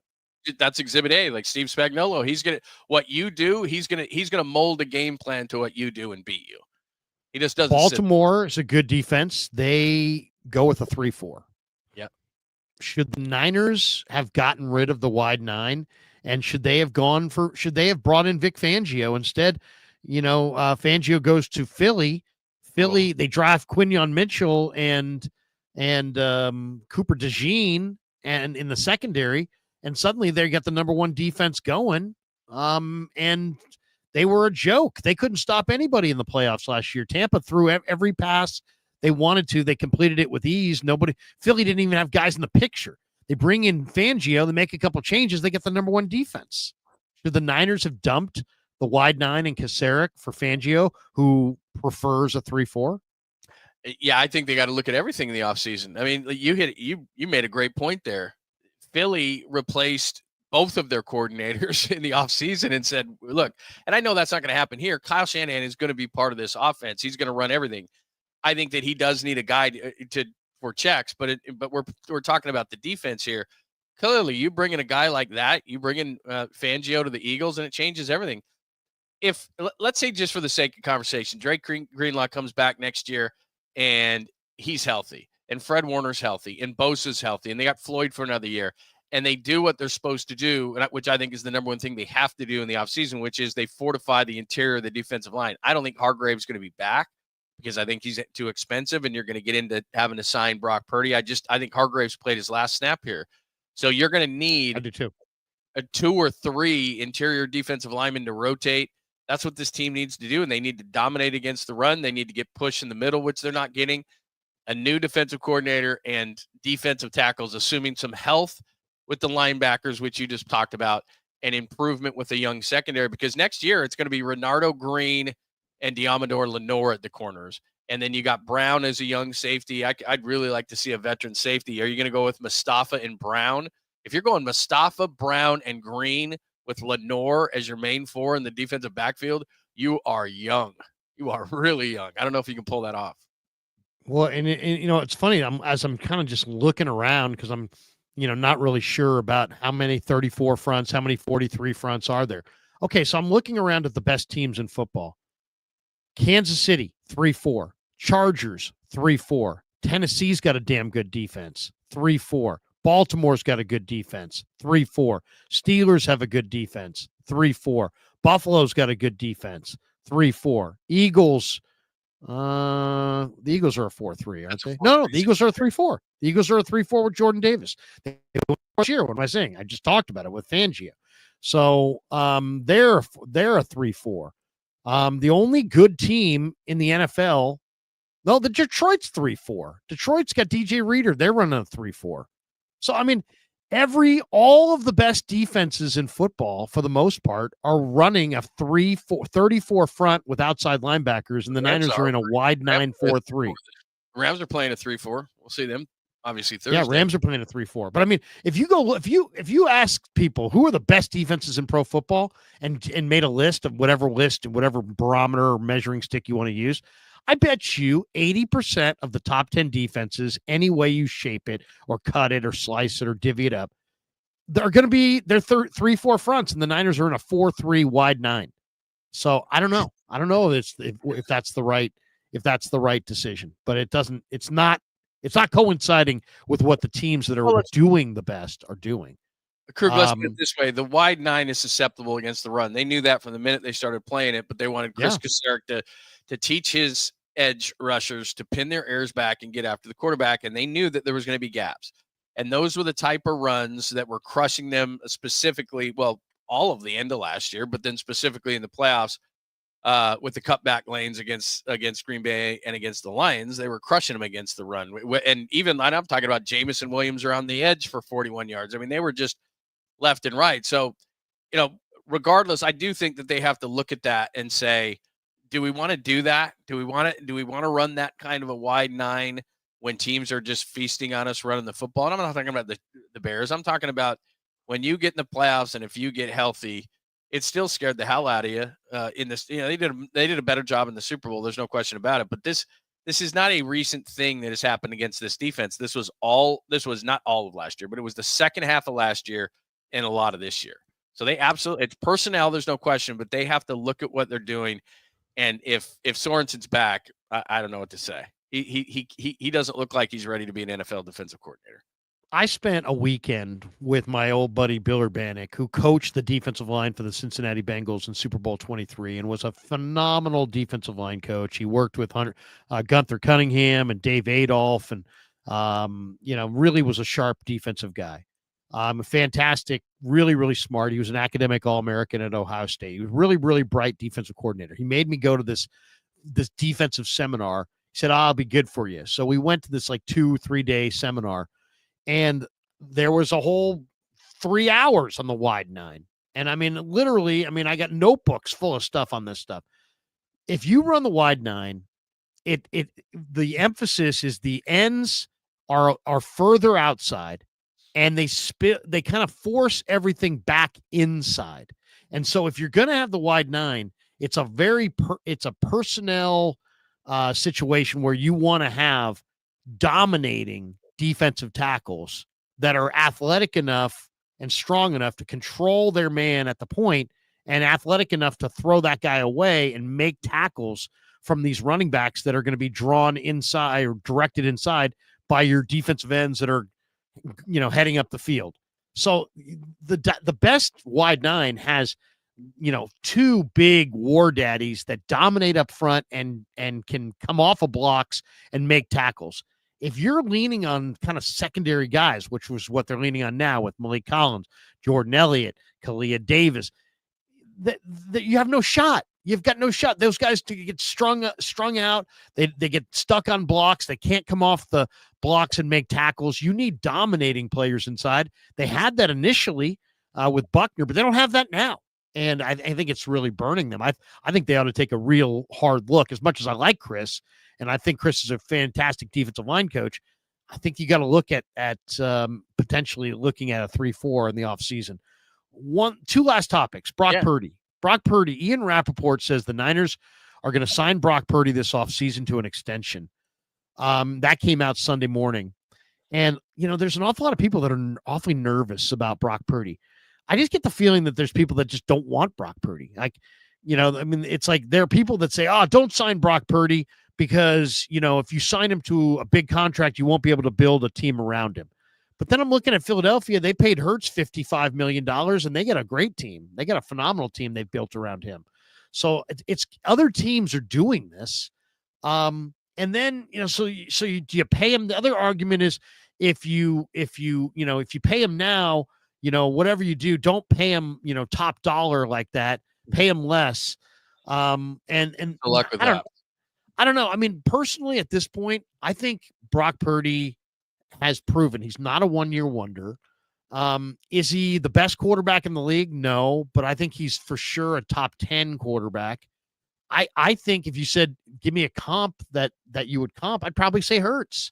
He kind of reminds me of Hurts, maybe a little bit of a couple other guys, but Hurts is the guy that I really think of. Maybe Tua Tagovailoa, kind of a smaller guy. Tua's making north of 50. Hurts is making north of 50. I mean, isn't it? Purdy's going to make north of 50. I mean, isn't that just kind of the way it needs to go down? I mean, how much will Brock Purdy get? How much should Brock Purdy get? Well, there's two sides of this. There's the financial side and there's the player. I liken him to, not in style, but hear me out on this. You nailed it with Hurts. The other one to me is Goff. And the reason why I say those two guys is because if everything is perfect and really good around them. So Goff has had all these games. They play inside, but then even his road games, most have been inside. Hurts struggled last year. Now they're different styles. Hurts is going to run a lot. He doesn't read a defense. He's not a quick release guy like Brock is to get rid of the ball. But what I'm saying is that those guys have all this talent around them, right? Both have great receiving cores. Both have great running games. Saquon Barkley is basically this year what Christian McCaffrey was last year. Both, this is what Brock doesn't have. Both Philly and Detroit have some of the best offensive lines in the league. So my point in saying all that is if everything around them is like that, Hurts, as it was 2 years ago, can be an MVP candidate. Goff this year is an MVP candidate, not because they're amongst the elite, but because if everything's right around him, they're going to be that good. Brock Purdy had everything right around him last year, and therefore he was an MVP candidate. So he's a good quarterback who, given the right surroundings, can be great. And then the financial side of things this is just the way the league works, man. As you said, there isn't 32 of these guys around. There's maybe 10, and there's really like 2 elite. But when you have a good one, you have to pay them like they're great. Jimmy Garoppolo was the highest paid quarterback for a minute. So is Derek Carr. Go on down the line. The latest gets the most money. Now, is he going to get the most money? I don't know about that. But what's the difference at some point between 50 and 60 million? They're going to pay him, and that's just the way it's going to go. But let me throw one monkey wrench at you just because let's just have a little bit of fun. Yeah. A lot of people think that I'm not a big Sam Darnold guy, but you know what? He's played really, really well this year for the Vikings. They have J.J. McCarthy waiting in the wings.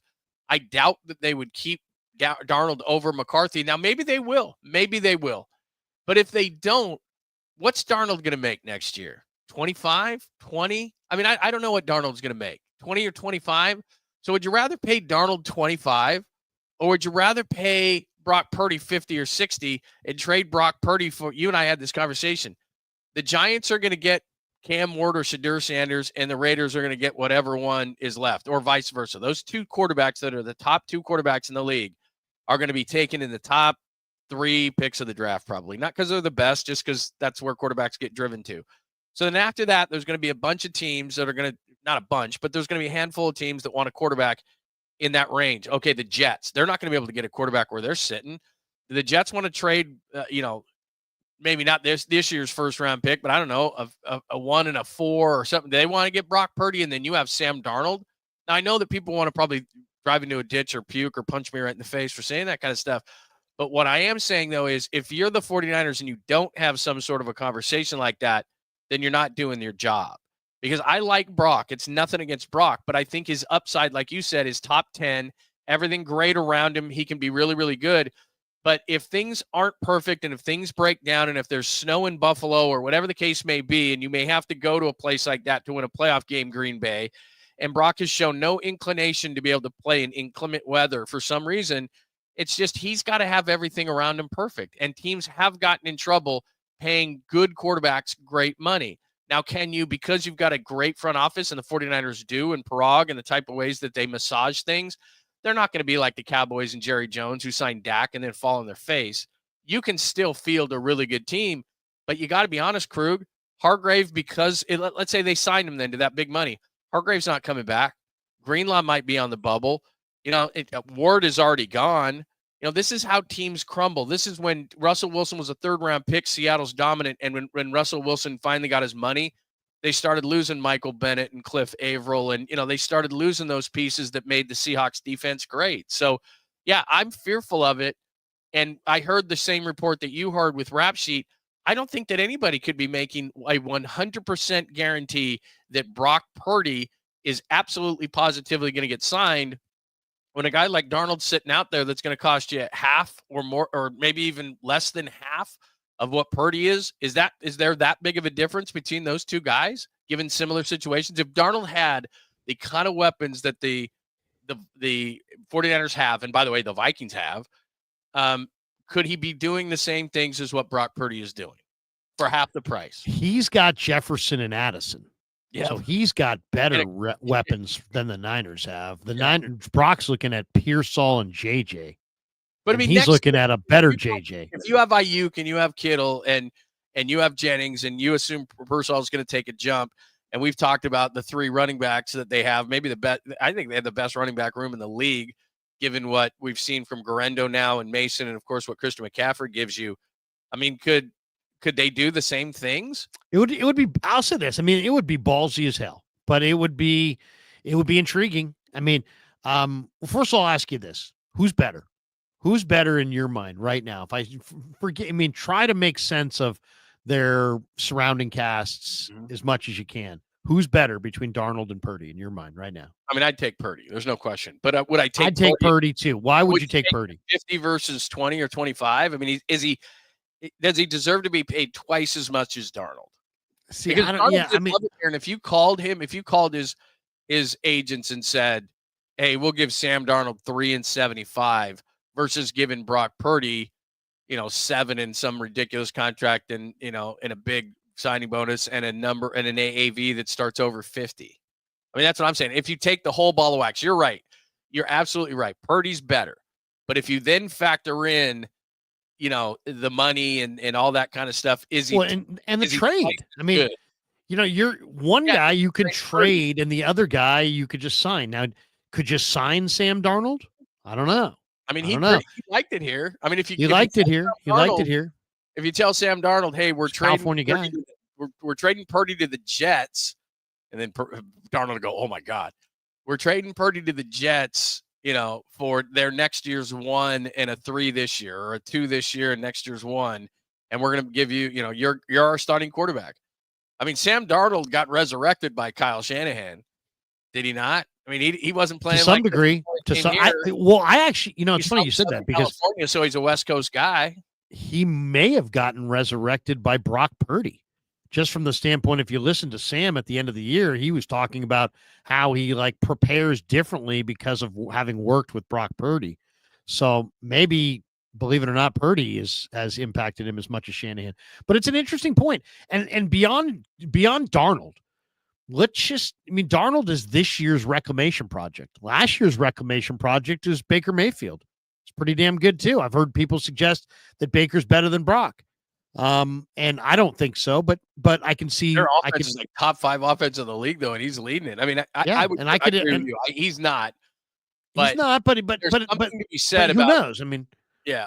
I mean, There's something to be said though for Bakers and for Darnold's and for Geno Smith's, in that the league rushes these guys, blows their confidence, then they sit behind for a couple of years. They maybe get in a good situation where they might learn something, and all of a sudden they can play ball. I mean, the offensive coordinator of the Bucs is getting a lot of looks for and a lot of love for head coaching jobs. Obviously Kevin O'Connell, the kind of things he can do, and he's proven to take Darnold to the next step. You're right. He has a lot of great weapons. I guess what I'm saying, the only thing I'm saying is that Rap Sheet's report essentially said it's done. It's a wrap. And what I'm saying is that the Niners can't be at that place yet, because Darnold's sitting in Minnesota for half the price as Brock Purdy. And I don't know that Brock Purdy is better, but I don't know that I'm convinced that I'm going to give Brock Purdy a 6 or 7 year deal. And knowing some of his limitations that got him drafted as late as he did, and say he's our guy, there's no question about it. I know that good quarterbacks get paid great, but Darnold could make half as much. And as far as I know, and you're down there more than I am, I mean, Kyle liked Sam. I know that much. He did. He liked him a lot. Well, here's the other thing. If Sam's played well now in Minnesota. He's thrown for almost 3,300 yards this year, 28 touchdowns, 10 picks. They got a good record. They look great. He's reclaimed himself. But if you had made this move last year, you would have had to, take the slings and arrows from people going, you just traded Brock Purdy. You went to the Super Bowl. You kept Sam Darnold. I mean, people would be losing their minds. You're right. But Harbaugh did this. Harbaugh did it. Harbaugh said, hey, you know what? Yeah, you guys all hate Alex Smith here. I like Alex Smith. He's tougher than a $2 steak or whatever. Right. And he turned him around, and he played, he had a pretty good little run before he jumped off of him for Kaepernick. But I mean, there's other reclamation projects. If I said to you, you can have any quarterback in football as the reclamation project who's busted, who are you going with? You going with Zach Wilson? You going with Mac Jones? You going with Daniel Jones? You going with Justin Fields? You going with broken down old Kirk Cousins? You going with Bryce Young? You going with there's a lot of reclamation quarterbacks out there. Is there one that intrigues you at all? I think the one that everybody's going to try to get next year is Daniel Jones. I can't believe how much media coverage. Now do you like him? Quarterback. I mean, he's got great physical traits. A couple years ago, remember, they surprised everybody, went to the playoffs, and they even beat Minnesota in the playoffs. Yeah, they were 9-7-1, I think, in the regular season under Daniel Jones. I think there's a reason why he signed in Minnesota. He knew he wasn't going to play this year unless Darnold got hurt, but I do think he wanted to learn under Kevin O'Connell, who, like everybody, runs a version of Kyle's offense, but he's well respected. I think that somebody is going to say, geez, Geno Smith, Baker Mayfield, Sam Darnold, we can either go out and overpay. Like, I'd rather have Daniel Jones next year than Aaron Rodgers. I'll tell you that. I mean, it's just, there's no way. I think Aaron Rodgers is done. Now, he hasn't, they went out and they got Devontae Adams, and they have Wilson, and they've tried to give him everything. Their offensive line still stinks, but he can't move, and he doesn't look very good. So if you gave me either of the starting quarterbacks in New York at the beginning of the season, I'd take Daniel Jones. And he, to me, looks like a guy who has, and we see this all the time with young quarterbacks, who has completely lost his confidence, played in New York, got beat down in New York, needs a year on the bench. And because he's a hell of an athlete, you got to admit, he can run, he can do a lot of things. He's got a strong arm. He went to Duke. He's pretty smart, right? Didn't he play under Cutcliffe at Duke? I mean, there was a lot of people who liked his brain that, again, we're talking about Brock Purdy.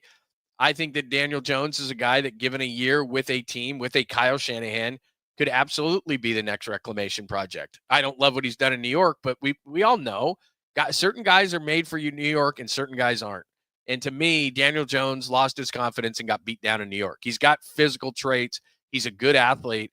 I think he's going to go to an organization next year, and he's going to, I don't know that he's going to be the next one, but he's going to be the one on everybody's radar. I think that. It's interesting. It's really interesting. I mean, there's a bunch of them now, if you think about it. There's Mac Jones. There's Zach Wilson. There's Daniel Jones.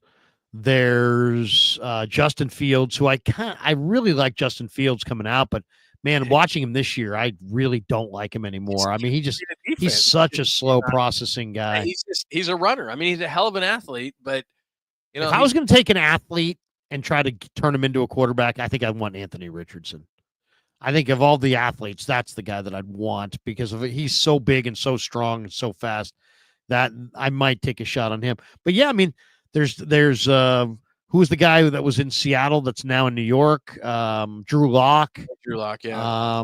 There's Malik Willis backing up in Green Bay. You've got Tyson Bagent backing up in Chicago. It's interesting. I mean, Bryce Young, they say, is going to move. Kirk Cousins, they say, is going to be available this offseason. I don't know. I mean, it would take a visionary to say, let's trade Brock Purdy for a nice haul of picks and then turn around and give our job to Carson Wentz or some reclamation project. But you know what? I can't sit there and say that it's absolutely stupid.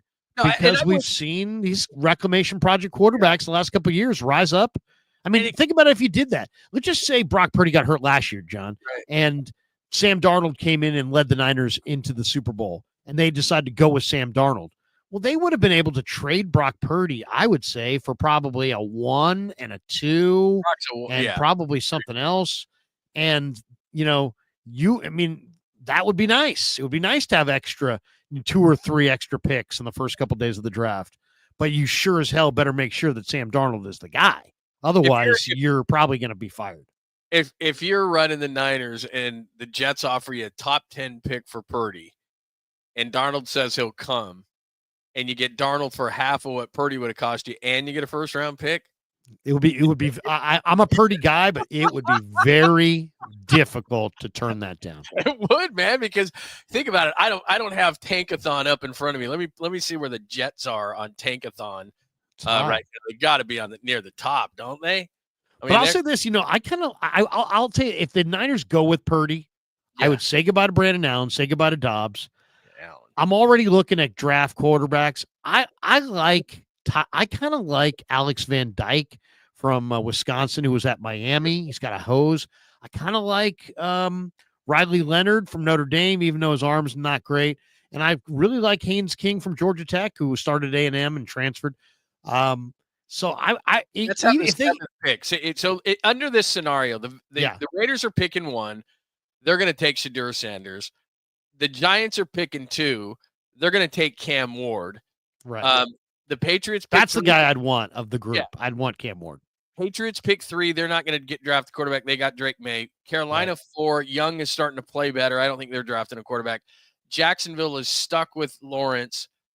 Tennessee could take a quarterback at 6. The Jets need a quarterback at 7. The Browns need a quarterback at 8. So 6, 7, and 8 is sitting there. Tennessee, Will Levis is not the answer. Rodgers is too old. Watson's gone in Cleveland. So now you're looking at 6, 7, and 8 needing a quarterback, and Sanders and Ward are gone.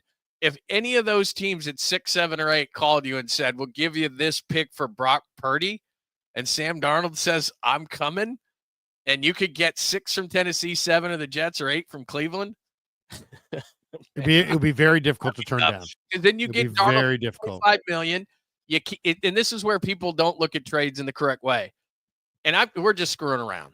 Sure. But just for the sake of conversation, let's just make it a little fun. Cleveland, who's a screwed up organization, says we'll give you number 8 overall for Brock. And you can sign Darnold for $3 and $75.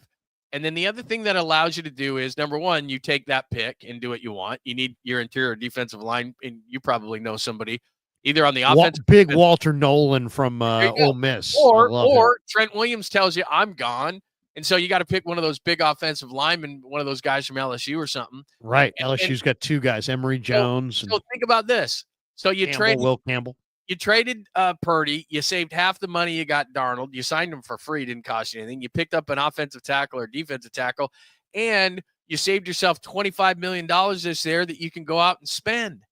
I mean, that's a pretty good deal, man. That's all I'm saying is I know people are screaming and yelling, I traded Brock Purdy. I get it. I get it. You love Brock Purdy.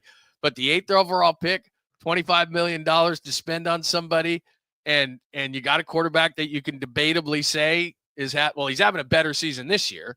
I'm not saying he's a better quarterback, but I don't think Brock from a financial standpoint is twice as good as Sam Darnold. I don't. You got to have that conversation.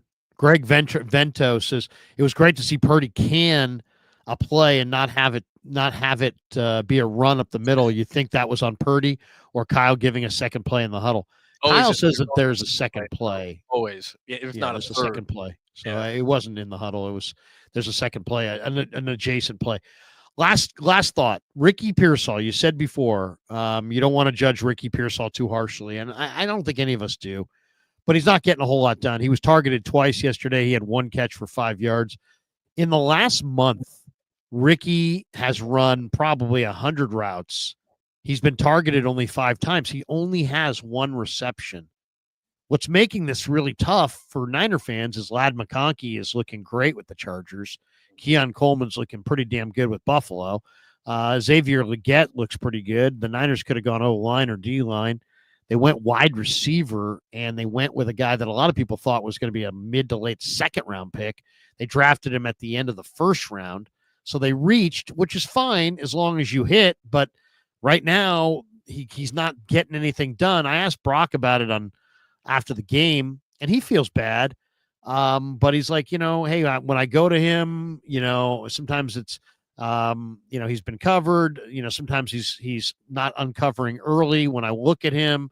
And sometimes there've been I've gone to other guys in the pattern and it just hasn't worked out.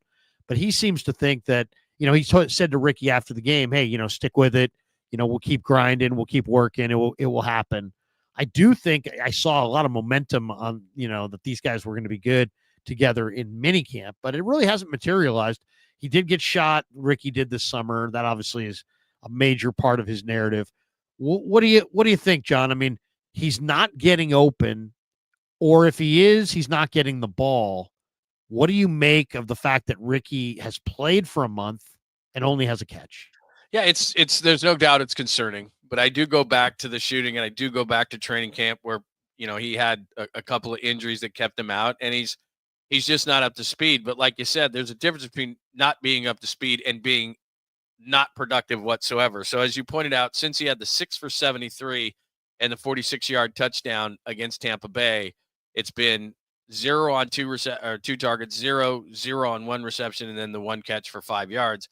He has been invisible as you can be. And Brock is going to say nice things about the guy. There's a leap even from Florida in the SEC to the NFL, and it's disappointing. There's no question. But I do think that given all the circumstances around Ricky, that this is kind of a redshirt type of a year. He's going to get camp, and you know this better than I do, that there's got to be a rapport, and Brock can say all the nice things he wants. He didn't get a throw with Ricky at training camp. He didn't get a throw with Ricky the first 4 weeks of the year because Ricky couldn't even be on the field when you're on that list, the physically unable to perform list. So there was no throwing that they did. They didn't have an off season to throw the football. So look, there's a rapport that needs to happen between a receiver and a quarterback. I mean, think about Brandon Ayuk.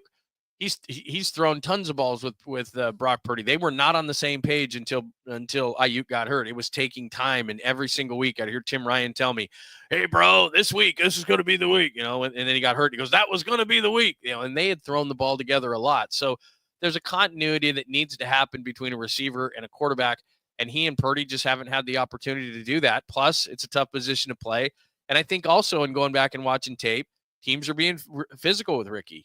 Ricky's quick, Ricky's fast, Ricky's tough, all those kind of things. Ricky has to get in the weight room in the offseason because teams are doing what they do to a lot of receivers who are a little bit thinner and not smaller because Ricky's big enough. What is he, 6'1", 190? He's got to get stronger because teams are being physical with him. That's what I'm seeing. Yeah. I see that as well. Also, he just, you're dealing with Ayuk. Ayuk's got a massive catch radius. And this guy just doesn't. He's got a regular arm length, regular catch radius. He's 6'1" and he plays 6'1". Ayuk's 6'1" and he plays 6'5". And the difference is Ayuk can sky for the ball, and he's got crazy long arms, and he's just got a massive catch radius, and this guy just doesn't. I'll say this, Ricky's working hard. He's a likable guy. He's not like a me guy. He flashed some things, but we just haven't seen it. We just haven't seen enough production, especially for a first-round pick. Are you concerned about him? I am a little concerned because, I talked about it on draft day. I said to the stream that night, I said, to me, Ricky, it's all about his toughness. If he's super tough, he's going to be great because he operates in the middle of the field. If he's not super tough, he may not be super great because, you really are going to have to take a lot of hits. Then he went and got shot, and people were like, oh, well, Krueg is, he's shown his toughness. And it's like, okay, wait a second. That's different. It's totally different. It's totally different to be personally tough as opposed to physically be able to take shoulders and hits in the middle of the field. What worries me a little bit, John, is that he played in that Green Bay game, and Kyle said he got a little banged up, and that's why he was ineffective against Buffalo.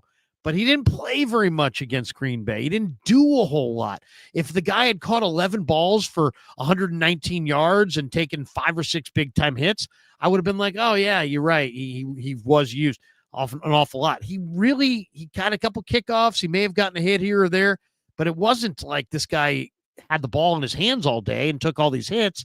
So I'm kind of worried about his durability. I think his durability is very much in question. Well, plus, Krueg, the opportunity is now. There's opportunities for him to step up and make plays. And whether he's not being targeted, whether Kyle doesn't have confidence, whether, he and Brock are not exactly on the same page, it's probably a combination of all those things. Teams are always physical with young receivers in the league until they prove that's something that they can overcome. I remember when I was covering the Raiders and Amari Cooper was Pac-Man Jones, and it was their first game, and they were just bodying him around. And it just taught him a lesson like, okay, but that's what every team does to a guy. But the thing that concerns me, and I think he will be fine, but the thing that does concern me is there's opportunity right now. Juwan Jennings is there, obviously Kittle's there, but Deebo isn't making much of an impact right now, and Ayuk's out. When Ayuk comes back next year, and then there's Jennings, and there's, and CMC is healthy, and there's where do you fit in that offense? Are you like a Kuminga guy that when Steph's out, you can score 33, but then when Steph comes back, you're kind of meek? Right now, there's an opportunity. There is no Christian McCaffrey. There is, I don't even know if Guerendo's going to play this weekend. Like, they need you to step up and be an offensive playmaker. The opportunity is now. And then next year, when maybe you have a little bit more confidence, you work with Brock, but all those mouths to feed are back. And even veteran guys can get lost in that. Kittle, you mentioned Kittle at the beginning of the broadcast tonight. Kittle can get lost in that kind of stuff, and all of a sudden Kittle's not getting targets. What's going to happen to a Ricky Pearsall if they don't have confidence in him? Because right now they need to use him, and he's not stepping up. Yeah. And what happens next year when there's 5 or 6 guys that are ahead of him in the pecking order? Is he going to keep his head up then? Because the opportunity is now. Yeah. There's a lot. I think you're seeing why that it's really difficult for college receivers to come out of the college game into the pro game and produce. And you show me the one guy who steps into the league and produces, and I'll show you 25 guys who stepped into the league and it took them a year or two to adjust. So it's a different deal for sure in the pros. I'll give you a great example of that. Like, Malik Neighbors has had injuries, but he's a star. You can just tell Malik Neighbors is a star. Marvin Harrison Jr. runs routes almost like Kyle Anderson plays. He's just kind of in slow motion, taking it easy. It's like, Marvin Harrison, everybody said how great Harrison was going to be. What was he, the 3rd pick in the draft? That guy next year has to have a fire lit under his ass, and he's got to start playing with urgency that you have to play with in the NFL, but he has every physical skill. So it's not like everybody walks into the league and is Jamar Chase. Everybody walks into the league and they're Justin Jefferson. There are those guys, but I just think like Roma Dunze, for example, is a perfect example for the Bears. I'm a huge fan at Washington with Dunze. Hadn't really done a ton. All of a sudden he catches 2 touchdowns against the 49ers on Sunday. Dunze is a player, but these guys, some of these guys are just going to have to understand that this isn't college where you're wide open all the time, where guys, fail in the zone coverage or can't cover you in man. You're going to get manned up and you're going to get physical. They're going to physical you until you can prove that you can handle that. There are certain things you have to handle in this league. And again, I'm going back and watching Ricky Pearsall. I'm just seeing teams be physical with him, and I'm also seeing the fact that he and Brock are not exactly eye to eye, and I think what they're seeing. That's going to do it for us. Thanks to Pig and a Pickle for being the title sponsor of the Krueg Show, and thanks to Better for sponsoring this live stream. Johnny, tell people if they're not familiar with your YouTube channel, where they can find you and what kind of content you're producing on your channel, and tell people where they can consume all that you have going on right now. First of all, thank you, Krueg. And Krueg has led the way, even though, you don't want to call somebody a legend too soon because it means they're old and they're going to die. But he's a legend without being old, and he's not dying anytime soon. We're working for stations, and everybody's fat and happy and everything's going great. And obviously the landscape of radio has changed, and Krueg saw it a couple of years ago, and you've absolutely crushed it. So a lot of us have followed your way. You know what I mean? So like, I know Damon's doing this stuff, and you talk to Damon, there's a lot of guys out there. So I've been doing this about a week after being let go a few weeks ago at KMBR. And it's at John Lund Unleashed Pod, at John Lund Unleashed Pod on YouTube. The easiest way is just to go, as you see right there, at John Lund Radio on Twitter and all these other social media ways. So at John Lund Radio, you can find my podcast, and you can also find the YouTube channel as well. So it's John Lund Unleashed on the YouTube channel, but if you go to at John Lund Radio, you can find everything. So there you go. I want everybody who subscribes to the Krueg Show. I don't ask you guys for a lot. I don't tell you guys to do anything. I don't judge anybody, but follow John. Follow John. You're going to love, as you can tell, he knows the Niners like the back of his hand. He knows the Giants and the Warriors and Bay Area sports, and he's worked nationally for ESPN, and he's fantastic. So everybody give John. Together, you and I, we did this exact thing for all to listen to in all 50 states, all across the world, the country, Alaska, Hawaii. I mean, that's Krueg and I. We know each other, man. Seriously, man. We actually, I don't know if people know this, but John and I wound up doing the show when Kobe Bryant unfortunately died in the helicopter crash. Right. We were working at ESPN Radio. It happened on a Sunday, and we were working that night. And I remember there was a lot of nerves. A lot of people in Bristol were very nervous. We wanted to make sure that we handled it with class, and right. That was an amazing day. It was obviously a terrible day. Because I have a picture in my iPad of you and I during that show. That was an amazing story. I mean, Kobe was a spectacular athlete, and he had a famous death. And it was very sad, and it still to this day is very sad that he left his wife and daughters. And we only wonder what, would have been or could have been for the twilight or the post-career life of Kobe Bryant. But we did that ESPN radio show. We interviewed a bunch of different people.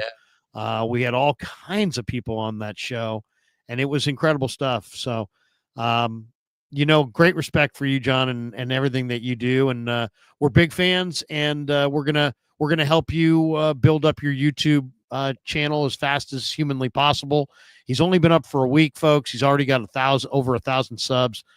Give him a like, give him a sub, and you'll be very pleased that you did, because he produces really good content, and you guys are going to enjoy it. So, Johnny, thanks for coming on tonight. I really appreciate you, man. You started all this for a lot of guys around here, and you've just done a tremendous job. You're awesome at what you do, and nobody works harder than you. So appreciate it, and thanks for having me on your show, man. I really appreciate it.